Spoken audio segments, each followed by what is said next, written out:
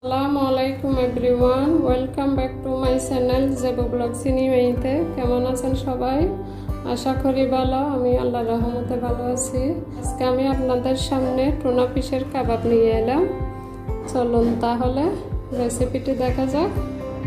Tuna fish কাবাবের জন্য আমি এরকম টুনা ফিশের 3টা ক্যান নিলাম, এরকম করে পানি ঝরিয়ে নিলাম।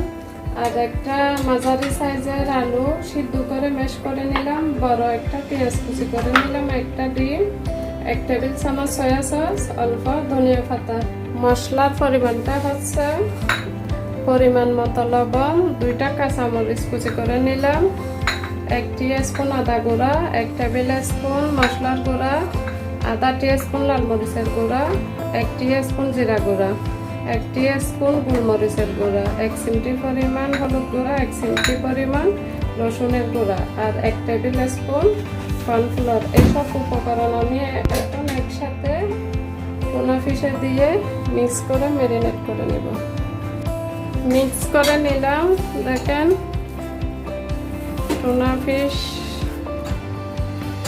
তো আমি এখন গোল গোল করে একটা শেপ দিয়ে নেব। এরকম করে আমি এক এক করে সব রেডি করে নেব। আমি কাবাব রেডি করে নিলাম, টুনা ফিশের কাবাব।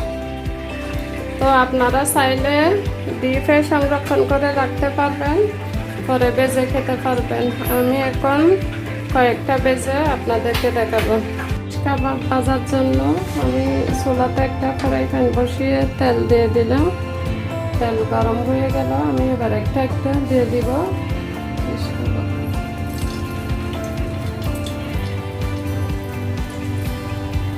একে একে আমি সব দিয়ে দিলাম। এবার মিডিয়াম আছে আমি কাবাবগুলো বুনে নেব।